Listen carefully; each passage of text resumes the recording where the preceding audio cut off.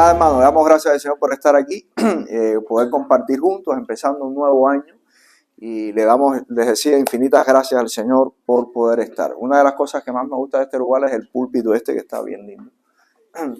Este no tengo que moverlo, porque yo siempre soy nervioso y trato de moverlo. Saludamos a las visitas que están presentes. Mira, ya está ahorita protestando y de todos los lugares estos tienen problemas con la luz y el púlpito, porque ya iba a encender la linterna de mi teléfono y aquí no veo. Pero mira, este está bien. Así que les decía, saludamos a todas las visitas, que el Señor les bendiga. Es un gusto para nosotros.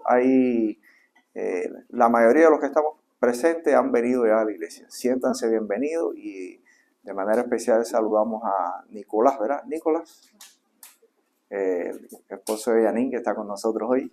Estuvo el domingo pasado, pero este es su primer domingo en el local nuestro aquí, ¿verdad? Así que, ¿entiendes bien el español, Nicolás? Porque si no, te busco un traductor, no hay problema. Tenemos traductores. Así que el que no entienda el español, le buscamos un traductor. Malo es el que no entienda ni el inglés ni el español. ¿Sí? Bien, hermano, le decía gracias al Señor. Estamos compartiendo hace unos domingos atrás, estamos predicando, ¿verdad? Hemos estado hablando acerca de la carta del apóstol Pablo a los romanos, una carta bien interesante y una de las cosas importantes que tiene la palabra de Dios, me atrevo a decir que el 95% de toda la información que hay en el Nuevo Testamento es para explicar el mensaje de salvación en Cristo Jesús. Me atrevo a creer, ¿verdad? No sé si el pastor Jesús está, ¿verdad? Es como un 95%, yo creo, de toda la explicación del Nuevo Testamento está dada para explicar el mensaje de salvación. Eso para mí tiene una razón muy importante, porque es en la doctrina de la salvación que si el hombre la puede entender y puede aceptar eso y puede creer en eso, tiene, hermanos, resuelta gran parte, o me atrevo a decir que toda su vida, porque todos los problemas del ser humano pueden ser resueltos, tienen como plataforma para buscar un equilibrio en la doctrina de la salvación. Y por eso nosotros predicamos mucho acerca del por qué usted necesita a Cristo Jesús. Yo sé que a veces es difícil y nos cuesta un poco de trabajo cómo llevar eso a nuestra vida práctica, ¿verdad? Cómo llevar eso, cómo se relaciona el mensaje de la salvación en Cristo con nuestros problemas emocionales, con los pecados que se han cometido en la vida, y incluso hay cosas que no las hemos hecho nosotros, cuando otros han hecho cosas contra nosotros y nosotros estamos afectados. ¿Cómo el tema de la salvación en Cristo nos puede ayudar a lidiar con todos estos conflictos? La Biblia fue dada precisamente, y esto es un aspecto importante que usted tiene que tener en cuenta a la hora de estudiar la Biblia y a la hora de estudiar lo que nosotros llamamos teología, ¿verdad? Que es el estudio de Dios y el estudio de todo el contenido de la palabra de Dios, ¿verdad?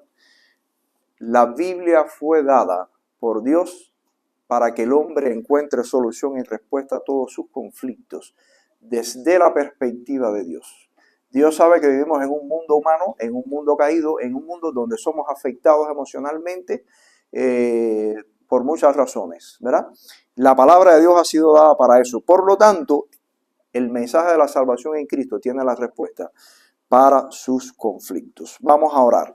Padre, gracias te damos por el día de hoy. Gracias por la oportunidad que nos das de poder estar los hermanos aquí en este lugar, de poder compartir juntos. Y Padre, te pedimos que el día de hoy pueda ser de bendición y de edificación para nuestras vidas. Bendice tu iglesia, háblanos a través de tu palabra, Señor, y que podamos salir edificados de este lugar. En el nombre de Jesucristo, tu Hijo, oramos, dándote a ti toda la gloria y la honra. Amén, Señor. Hermanos, estamos hablando, les decía, de toda la carta del apóstol Pablo a los romanos. Vamos a tratar de resumir todo el contenido del capítulo 5, capítulo 6 hasta el capítulo 7 de la carta a los romanos. El apóstol Pablo ha venido, como les decíamos en otros momentos, ha venido explicando la caída del ser humano, cómo el ser humano ha caído en pecado, todo de manera progresiva, la humanidad entera, después va hacia el pueblo de Israel, hacia el pueblo gentil, y ahora cae en el individuo, usted como persona en su relación con Dios. Pablo nos explica, ¿verdad?, cómo el pecado ha contaminado al mundo, cómo el pecado ha degradado al hombre de manera impensable, ¿verdad? El ser humano, a veces, ayer yo estaba compartiendo con una persona y decía, wow, hay cosas que el hombre hace que no, que es difícil es explicar eso. Y uno dice, ¿cómo es posible que una persona pueda caer en eso? Como un ser humano que piensa, racional, que tiene emociones, puede cometer eso, puede hacer ese tipo de actos. Mire, la Biblia describe al ser humano sin Dios de una manera tremenda, porque el pecado lleva al hombre a una condición. Mire, les voy a decir una cosa que la Biblia nos los enseña, no con esas palabras, pero lo enseña. El pecado deshumaniza al ser humano. De hecho, la Biblia describe al hombre sin Dios como un ser animal. Primera de Corintios 2:14 dice la palabra, pero el hombre natural no percibe las cosas que son del Espíritu. Dice, porque para él son locura y no las puede entender, porque se han de discernir espiritualmente. Cuando la Biblia dice el hombre natural, la palabra que usa ahí para natural, dice el diccionario Strong de palabras del Nuevo Testamento, que la palabra natural es una palabra en el idioma en que se escribió el Nuevo Testamento, que se refiere a al estado más bajo y salvaje del ser humano. La palabra se puede traducir como animal, ¿verdad? Sensual o natural. Así que la Biblia dice que el hombre sin Cristo es un hombre animal, ¿verdad? Así que la teoría de Darwin de la evolución, de que el hombre surgió del mono, es una teoría diabólica y anti-Dios. Porque dice que el hombre normal es un hombre animal. La Biblia dice que el hombre sin Dios es un hombre animal. Por lo tanto, la teoría de Darwin no solo carece de fundamento científico, sino que es diabólica y va en contra de Dios. Porque es el hombre sin Dios el que es un animal. Se comporta, dice la Biblia, lo rebaja a esa condición, ¿verdad? Hermanos, esa es una referencia, ¿verdad?, a este texto, al hombre sin Dios. Nosotros sabemos que la decadencia moral del ser humano nos la encontramos en todas las áreas de nuestra vida y de nuestra sociedad. Si miramos el mundo de la política, en los gobiernos, la falta de integridad en el mundo político ha llegado a un estado que ya uno no sabe quién creerle, quién dice la verdad. Uno ve cosas que antiguamente no se veían, ¿verdad?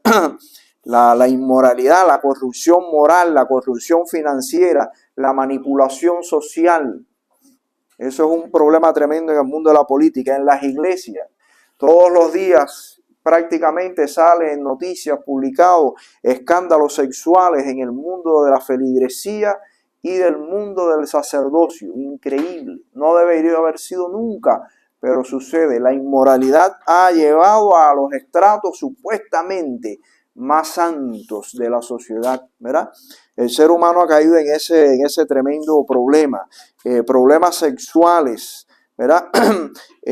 Los problemas de manipulación dentro de las congregaciones cristianas. Los predicadores le dicen a la feligresía que traigan dinero, siembra dinero y el Señor te va a multiplicar, solamente para recaudar más fondos para sí mismo. Y yo me quedo frío, a veces yo busco en YouTube los pastores más millonarios. ¿Quién dijo que eso no es ninguna virtud en el mundo religioso? Eso no es ninguna virtud. La inmoralidad ha plagado también el campo de la familia. El divorcio, los divorcios están ya casi que es algo, se habla ya del divorcio como algo natural. Yo he oído ya parejas decir, me voy a casar, si no me sale bien me divorcio. No se han casado y están pensando en el divorcio. Y no solo en el mundo secular, en el mundo cristiano he oído ese tipo de conversaciones. El divorcio, ¿verdad?, la homosexualidad dentro de la familia y los padres abusando sexualmente de sus hijos. Y uno dice, ¿dónde estamos viviendo? La inmoralidad ha plagado el mundo de la educación. Los maestros seducen sexualmente a sus estudiantes, ¿verdad? Y se educa a los estudiantes hacia la inmoralidad sexual. Pablo está describiendo en la carta a los romanos la degradación moral del ser humano, cómo ha invadido al mundo. En una descripción general, el apóstol Pablo nos presenta el alcance del pecado, cómo éste actúa en nosotros y cómo liberarnos también del pecado. Por eso la doctrina de la salvación es tan importante. He titulado precisamente el mensaje de hoy, la necesidad de Cristo. En primer lugar, hermanos, hablando del pecado, cómo el pecado ha llegado hasta nosotros, ¿verdad? El alcance del pecado, la Biblia dice que el pecado es universal. Todo el mundo, todos nosotros, eso lo incluye a usted también. Todos nosotros, incluye a nuestros hijos también. Todo el mundo está bajo el pecado, la Biblia lo dice. Romanos 5:12 dice la palabra de Dios que el pecado es universal, ¿verdad? El pecado nos alcanzó a todos. Dice la Biblia, por medio de un solo hombre el pecado entró en el mundo y por medio del pecado entró la muerte. Fue así como la muerte pasó a toda la humanidad, dice, por cuanto todos pecaron. No estamos excluidos. Nosotros que somos adultos. Yo que nací en la iglesia, a veces la gente dice, pastor, usted nació en la iglesia. Y a veces casi que me tiran en una estratosfera, casi como que vine de Marte. Yo entiendo el pecado igual que todo el mundo. Yo soy pecador igual que todo el mundo. He caído en pecado igual que todo el mundo. Y vivo bajo un mundo de pecado. Y he visto horrores en el mundo del pecado. Ya no me escandalizo. ¡Ay, qué sombra! Es como si no pasó nada que fuera de otro mundo. Todo es de este planeta. El planeta Tierra. Todo lo que pasa, todo lo que oigo y todo lo que veo, nació aquí. Porque es el mundo del ser humano. El pecado es universal y nos afecta a todos. El pecado también, un solo pecado, dice la Biblia, que es suficiente para dejarlo a usted mereciendo el justo juicio de Dios. La Biblia lo dice. Un solo pecado. No hace falta muchos, uno solo. Dice Romanos 5:16, el juicio que lleva a condenación fue el resultado de un solo pecado. Lea Romanos 5:16.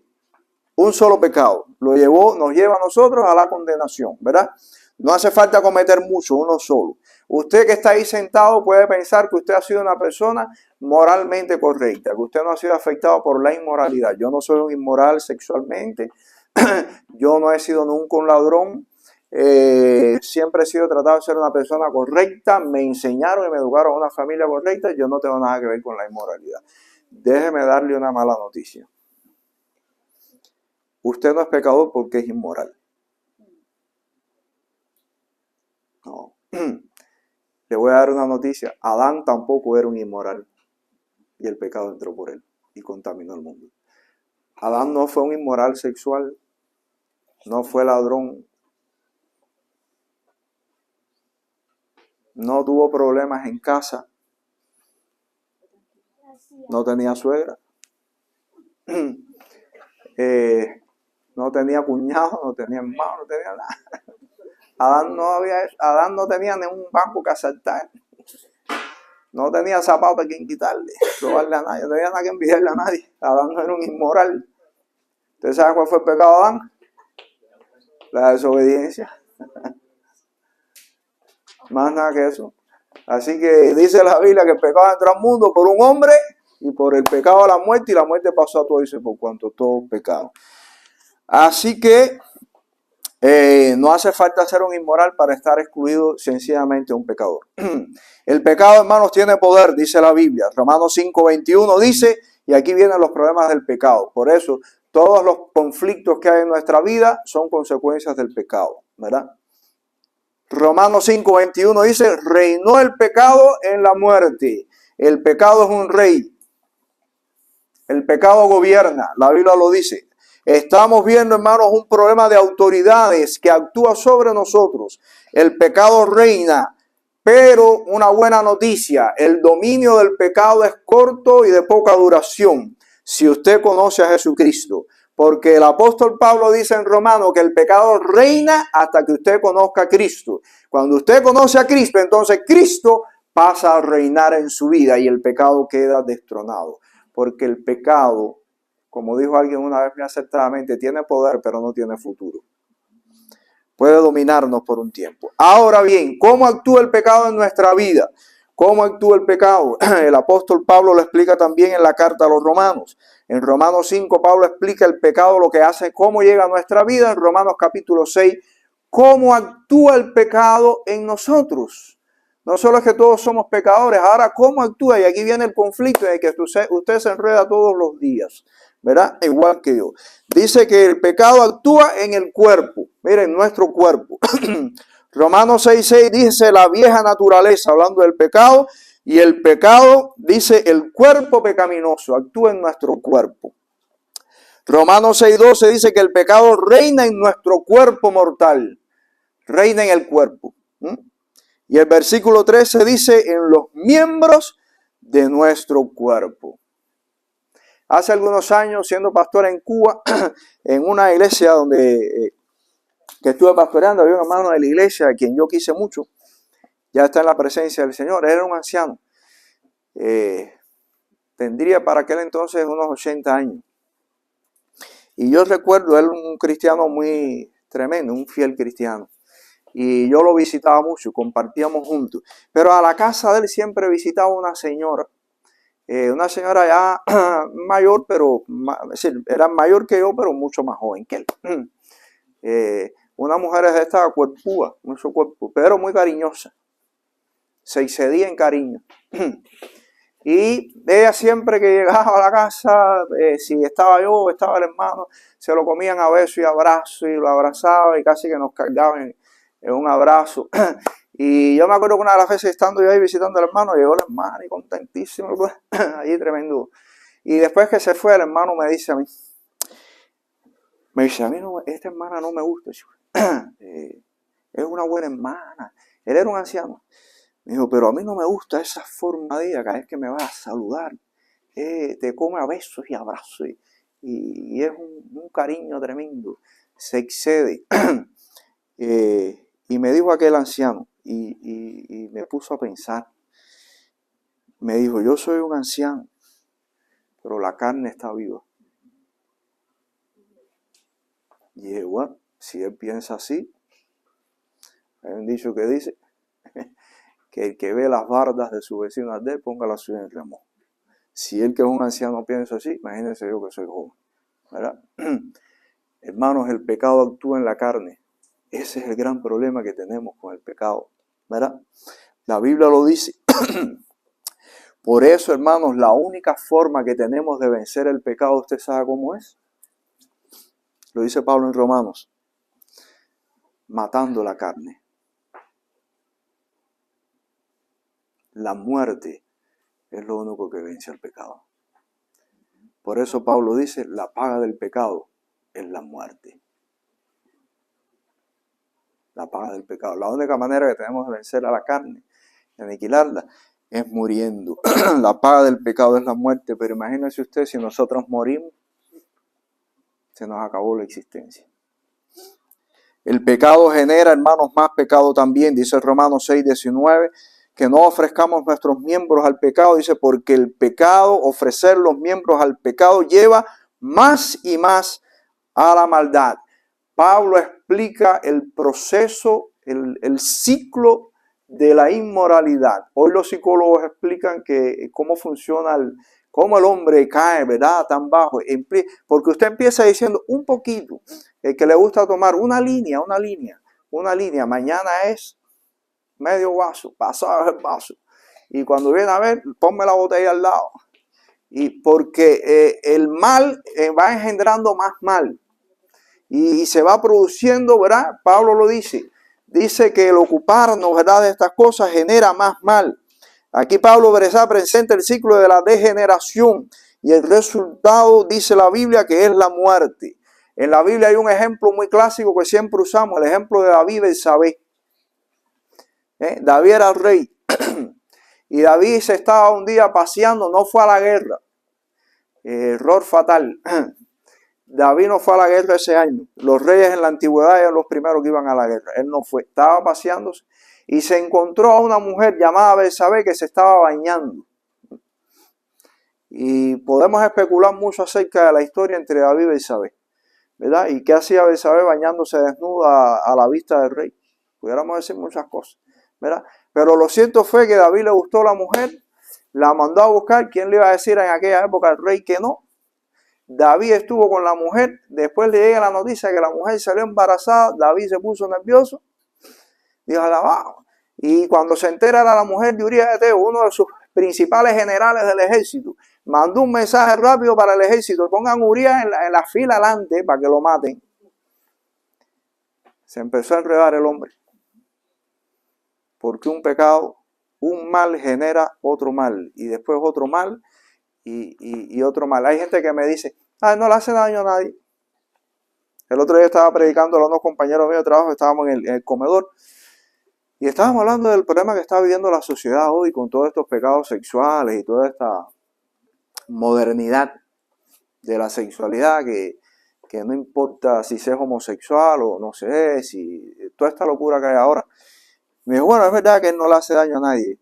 Le dije, sí hace daño. Ese es el gran problema, que la gente dice que nuestros pecados no le hacen daño a nadie, afectan a los que están a nuestro alrededor. Porque cuando mi maldad, suponiendo que yo sea responsable, yo el único responsable, cada cual es dueño de sus actos, pero cuando mi maldad entristece a mis padres, le estoy haciendo daño a alguien. Sí, estoy haciendo daño. Porque cuando mi pecado arrastra a mi amigo a la misma consecuencia, o suponiendo que no lo haga, pero en compromiso conmigo, él dice, yo me callo la boca, no digo nada porque eres mi amigo, ya lo estoy involucrando a él en un acto de maldad. Mis pecados sí arrastran a los demás a la maldad. El pecado nos vuelve, ¿verdad? Porque el pecado engendra más maldad y hace culpable a los demás. Dice la Biblia que ocuparse de la carne es muerte, dice la palabra de Dios. Y el pecado, hermanos, es oportunista también. Dice Romanos 7, versículos 7 y 8. Si no fuera por la ley, no me habría dado cuenta de lo que es el pecado. Por ejemplo, dice Pablo, nunca habría sabido yo qué es codiciar si la ley no me hubiera dicho, no codicies. Pero el pecado aprovechó la oportunidad que le proporcionó el mandamiento, despertó en mí toda clase de codicia. Si la ley no nos dijera, el pecado es oportunista. ¿Cómo nosotros podemos explicar esto? ¿Verdad? El pecado actúa en nuestra carne. Ahora, ¿cómo podemos explicar que el pecado es oportunista? ¿Verdad? Cuando nos dicen, no puedes hacer esto, enseguida queremos hacer lo que nos prohíbe. ¿Verdad? Dice Pablo, el pecado aprovechando la ocasión de la carne. ¿Verdad? Les voy a poner un ejemplo. ¿Usted sabe por qué? Porque nuestra carne tiene necesidades que son reales. ¿Verdad? El pecado se aprovecha de eso. Comer es una necesidad real. Todo el mundo necesita comer, ¿verdad? ¿Cuándo comer se convierte en un pecado? Con la gula, cuando usted empieza a comer y sin control y le hace daño, pero usted sigue comiendo y comiendo, esa cosa desenfrenada por comer y comer. El pecado se convirtió. Dice la Biblia, el pecado toma ocasión por el mandamiento, se aprovechó del mandamiento, porque actúa sobre necesidades reales. Tener relaciones sexuales es una necesidad real. Porque si usted no sintiera necesidad de tener relaciones sexuales, no se acostaría con su esposa. No tuviera familia, no tuviera hijos, no se procrea. Pero cuando se convierte en pecado la relación sexual en nuestra vida, cuando empezamos a querer practicar la vida sexual fuera de lo que está permitido por Dios, que es el matrimonio. Y empezamos a tener relaciones con todo el que usted se encuentre y se relacione, y empieza una vida promiscua y empieza todo ese mundo. Ahí empieza, el pecado se aprovecha de la necesidad real. Por eso dice Pablo que el pecado es oportunista. Dice, el pecado tomando ocasión por el mandamiento produjo en mí maldad. ¿Verdad? La prosperidad es una necesidad real. Todo el mundo necesita prosperar, levantarse en la vida, hacer algo, porque usted tiene que mantener una familia, porque como seres humanos necesitamos de alguna manera alimentar esa necesidad de quién soy, ¿verdad? Pero se convierte en pecado cuando prosperar queremos llegar ahí por cualquier medio. Cuando prosperar se convierte en un camino obsesivo para nosotros y aplastamos a todo el que esté a nuestro lado para llegar ahí. Es bien difícil, ¿verdad? Ahora bien, eso es entendible cuando el pecado es nuestro pecado. Pero ¿qué pasa cuando el pecado es provocado por otros? ¿Verdad? ¿Cómo entender el pecado que es provocado por otras personas? No el mío propio y personal. Por ejemplo, cuando una niña ha sido abusada sexualmente por su padre. ¿Cómo entendemos eso? Les he contado en otra oportunidad que he tenido la oportunidad de ministrar a personas en ese tipo de experiencia. Y les confieso que es muy difícil aconsejar a una persona que ha sufrido esa experiencia. En estos días me estaba leyendo también una experiencia similar de una niña que fue abusada sexualmente por su padre. Y uno de los momentos más difíciles, esto es una experiencia real, cuando su madre regresó del trabajo, ese día regresó más temprano que nunca del trabajo, llegó a su casa, cuando entró a su cuarto, se encontró a su esposo, que era el padre de la niña, abusando sexualmente de su niña. La madre los vio, viró la espalda, cerró la puerta y se fue. No ha pasado nada. Guardó silencio, nunca dijo nada, todo normal. ¿Cómo se sentiría la joven, verdad? Si las personas que tienen que protegerlo no lo protegieron. ¿Cómo se maneja el pecado? ¿Cómo el pecado puede, verdad, llegar a ese punto y destruir la vida de una persona? ¿Qué hacemos con ese pecado que es provocado por otras personas? Dice la historia que esta joven creció, se hizo una mujer y después empezó a dañarse a sí misma. Se empezó a hundir en el mundo del alcohol y de la droga y también en relaciones sexuales fuera de una relación normal, a vivir una vida promiscua como consecuencia. Odió a sus padres toda la vida y deseaba matarlos. ¿Qué dice la ley? ¿Qué nos dice la ley? La ley dice que hagamos justicia, ¿verdad? La ley dice que hagamos justicia.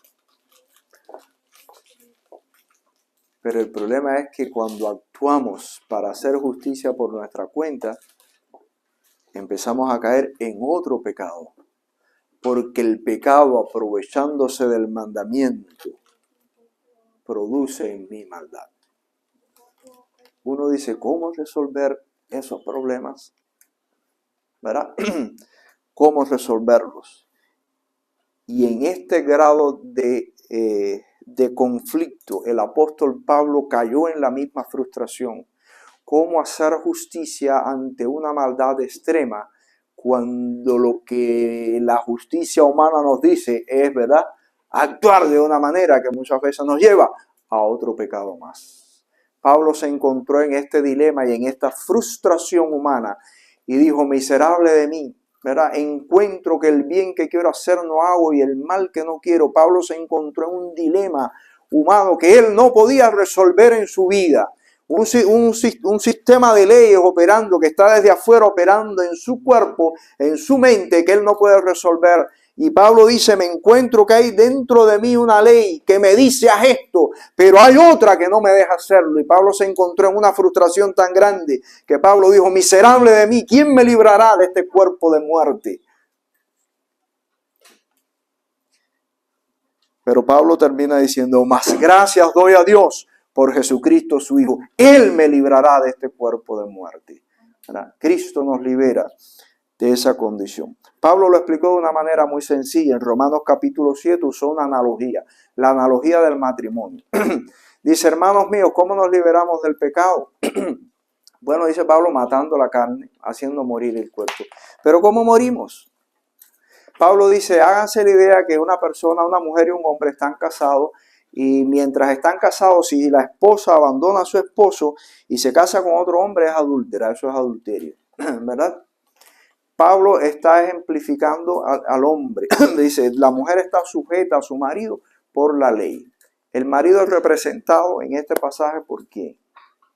¿El marido a quién representa en esta historia? Representa la ley. Pablo dice, la mujer está sujeta al marido por la ley. El marido representa la ley. La esposa, ¿a quién representa? A nosotros. Pablo dice, estamos sujetos por la ley a ese esposo. Pero aparece Cristo. Dice, nos podemos unir solamente, liberarnos de esa esclavitud, solamente si Cristo muere, ¿verdad? Y hay que hacer matar lo que nos está subyugando, dice Pablo en Romanos capítulo 7. Y muere. ¿Quién muere en este pasaje? Para liberarnos de la esclavitud, Pablo dice, la única forma es que el marido muera y la mujer queda libre de la ley de su esposo y queda libre para casarse con quien quiera, dice Pablo. Y en esta historia, ¿quién murió? En esta historia, ¿quién murió? Romanos 7. El esposo. El esposo es la ley no puede morir.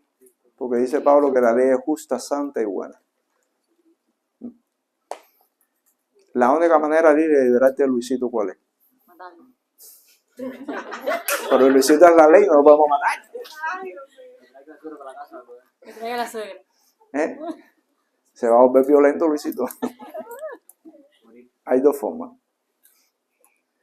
O muere Luisito, o muere Lili. Pablo dice que la única manera que la mujer tenía de liberarse del marido es si el marido muere, pero el marido está representado en la ley. La ley dice justa, buena y santa. La ley no puede morir. ¿Qué hizo Cristo? Murió la mujer con Cristo. La ley se quedó viva. Pero perdió su efecto el pecado porque morimos nosotros con Cristo. Cuando usted viene a Cristo, espiritualmente, en la muerte de Cristo, hemos muerto nosotros, quedamos libres de la ley que nos subyugaba. La misericordia de Dios no puede matar a su ley porque su ley es santa, pero tampoco me podía matar a mí porque nos aniquila. Murió por mí. Y al morir por mí, usted cree en Jesucristo, usted muere con Cristo. Y quedó libre de lo que le esclavizaba. Hermanos míos, dice el apóstol Pablo aquí en la carta a los romanos que necesitábamos a Cristo por varias razones y con esto termino. Cristo nos libera del pecado, ¿verdad? Dice la Biblia, en primer lugar necesitábamos a Cristo porque necesitamos un representante. El pecado tiene su representante en Adán. Dice la Biblia que 1 Corintios 15, 22, así como en Adán todos mueren, también en Cristo todos serán vivificados. Adán representa el pecado y la maldad, nos representa en el pecado. Cristo vino para representarnos entonces en la justicia. Usted necesita a alguien que lo represente y Cristo vino a representarlo. En Romanos 5 del 15 al 16, Pablo habla de esta representación. Dice, como en Adán todos mueren, en Cristo todos serán vivificados. Tenemos un representante en Cristo. Alguien que va a dar la cara por usted. Por eso Pablo en Romanos capítulo 8 comienza diciendo, al terminar Romanos 7, ninguna condenación hay para los que están en Cristo Jesús. Usted necesita a alguien que lo represente, un abogado que lo represente. Es Cristo, ¿verdad? Usted necesita a Cristo porque la gracia de Jesucristo, ¿verdad?, abarca toda nuestra vida. La gracia es suficiente para rescatar al ser humano. Dice Pablo, la transgresión de Adán no se puede comparar con la gracia de Dios, dice Pablo en Romanos, porque la transgresión de un solo hombre murieron todos. Cuánto más el don que vino, ¿verdad? Si por uno murieron todos, cuánto más, dice Pablo, mucho más grande y más poderosa es la gracia de Cristo para actuar en tu vida y en la vida de todo ser humano que venga a él. Dice Pablo que no se puede comparar la dádiva de Dios con el pecado de Adán. Dice, la dádiva de Dios con las consecuencias del pecado de Adán no se pueden comparar. El juicio que lleva a condenación fue resuelto de un solo pecado, pero la dádiva lleva a la justificación. Dice que tiene que ver con una multitud de transgresiones. Todos tus pecados en Cristo son perdonados, ¿verdad? Qué importante. Se benefician de la gracia de Dios los que crean en Él. El pecado lleva a la muerte, pero dice la dádiva de Cristo abundó en todos, abundó en todas las personas. Significa que abundó, pero no salvó a todos. Es abundante para todos. Si usted la quiere, es para el que la crea. ¿Verdad? Dice el apóstol Pablo. La muerte de Cristo, hermanos míos, paga nuestro castigo. Cristo murió por tu castigo. Él cargó la condenación sobre sí mismo. La muerte de Cristo te justifica.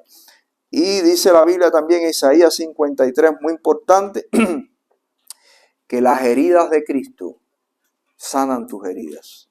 Dice, mas él herido fue por nuestras rebeliones. Él herido fue por nuestras rebeliones. Y dice Pablo en Romanos capítulo 6, que la resurrección de Cristo nos da poder para vivir una vida nueva. ¿Verdad? Dice, por lo tanto, mediante el bautismo fuimos sepultados con él en su muerte, a fin de que así como Cristo resucitó por el poder del Padre, también nosotros llevemos vida nueva. Si Cristo no hubiera resucitado, usted no tendría poder para cambiar de vida. Y ese es el efecto de la muerte de Cristo y resurrección en nosotros. Como una persona que ha sido afectada, como la joven que les mencioné, puede resolver un conflicto emocional tan grande. Yo tuve la oportunidad, les decía, de ministrar a una persona en esa condición. Y me fue muy difícil. Y esa persona vino a mí, ya adulta ya, pero cuando niña había sido abusada ella y su hermano por su padre. Siendo una mujer adulta, conoció a Cristo y su vida cambió. Y vino donde yo estaba a hablar y me dijo algo que honestamente yo no sabía ni qué decir. Porque ante esas situaciones uno se queda perplejo. Me dijo, pastor, vengo a hablar con usted. Me contó su historia, todo lo que había vivido. Y me dijo, tengo un problema. Y yo, ¿cuál es el problema ahora? Dice, mi padre está ingresado muriéndose en un hospital. Y me está pidiendo que vaya al hospital. Qué tremendo, ¿verdad? Si por nuestra mente carnal nos hubiéramos dejado llevar sin Cristo, decía que se muere en el hospital, hermano. Pero una vida transformada en Cristo. Si Cristo resucitó, dice, para que el poder de la resurrección nos pueda a nosotros llevar a la dignidad humana. El pecado deshumaniza, pero Cristo humaniza al ser humano, lo vuelve a su dignidad humana. Le dije, mi hermana, vamos a orar y no te voy a decir que no vayas ni que vayas. Vamos a orar y que Dios ponga en tu corazón. Y si vas a ir, que Dios ponga en ti la fortaleza, la gracia para poder tratar con esa persona. Ella fue al hospital, cuidó a su padre se arrepintió, aceptó a Cristo como Salvador y llorando le pidió perdón a su hija. Y ella regresó a donde estaba yo y me contó el final de su historia. Y mi hermana, a Dios gracias, su padre murió en el hospital. De allí no salió. La paga del pecado es la muerte, pero la gracia de Cristo sobreabunda para sanar las heridas que el pecado deja en nuestras vidas. Porque la Biblia dice que Cristo, dice, Él herido fue. Tus heridas, Jesús las sufrió y las llevó a la cruz. Por eso creo firmemente que Cristo es la solución para cualquier conflicto en nuestra vida. Cualquier conflicto, Cristo sigue siendo la solución. El mejor psicólogo es Cristo. El poder para sanarlo tiene Cristo. Si Cristo no hubiera resucitado y Cristo no hubiera venido a la vida de aquella mujer, ella no hubiera tenido poder para perdonar ni sanar a un padre abusador. Solamente Cristo puede transformar una vida y restaurar una vida y volverla a su normalidad, ¿verdad? Por eso, hermanos, necesitamos a Cristo. Por eso la Biblia en el Nuevo Testamento invierte el 95% de todas las explicaciones es tratar de explicar que el hombre entienda por qué necesitas a Cristo Jesús. no solo porque estás condenado bajo el pecado y Dios es el único que te puede liberar, sino porque Cristo es el único que puede sanarte en medio de los conflictos de tu vida. Es el único que lo puede hacer, ¿verdad? Porque Cristo tiene poder, porque murió, pagó por el pecado y además resucitó, dice, para darte vida nueva. La resurrección no solo trata de resucitar a Cristo y levantarlo, sino es para que tú puedas vivir una vida nueva. Gerard leyó un pasaje muy bueno ahí en el devocional. Segunda de Corintios 5:17. Si alguno está en Cristo, dice, nueva criatura es. Cristo te hace una nueva creación, una nueva persona. Puede cambiar. Las heridas que hay en ti las puede sanar porque Él las vivió. Y dice la Biblia que solamente por sus heridas es que tú eres curado. Dice la Biblia, herido fue por nuestras rebeliones.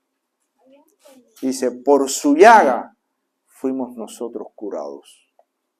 Solamente Cristo puede curar las heridas que hay en tu vida pasada, todo lo que estás viviendo, solamente Cristo lo puede curar. Le invito, si usted no lo ha hecho, a creer en Jesucristo. Hoy no lo deje pasar. Pídele a Cristo que venga a tu vida. Señor, yo quiero creer en ti. Necesito creer en ti. Cristo es el único que nos puede, hermanos, ayudar. Vamos a orar. Padre, gracias te damos por el día y gracias por este tiempo, por la palabra tuya. Permito, Señor, que la podamos entender, la podamos atesorar en nuestros corazones. Y que, Señor, podamos ponerla en práctica en nuestras vidas. Que cada hermano pueda entender y saber cualquier problema por el que esté pasando, por el que esté viviendo en estos momentos, que tú lo puedes sanar, tú lo puedes restaurar, tú lo puedes volver a la normalidad. Y tú puedes desaparecer de su vida todo lo que un día se echó a perder. Porque tu palabra dice que si alguno está en Cristo, nueva criatura es. Las cosas viejas pasan y todas son hechas nuevas. Gracias por Jesucristo tu Hijo. Ayúdanos, oh Señor, a entender a Cristo y a guardarlo en nuestra vida, a vivir con Él nuestra vida. Bendice a cada hermano aquí presente y por cualquier conflicto que estén viviendo, que ellos puedan descansar en ti, oh Señor, y que puedan entender este mensaje de vida y de salvación. En Jesucristo tu Hijo oramos. Amén.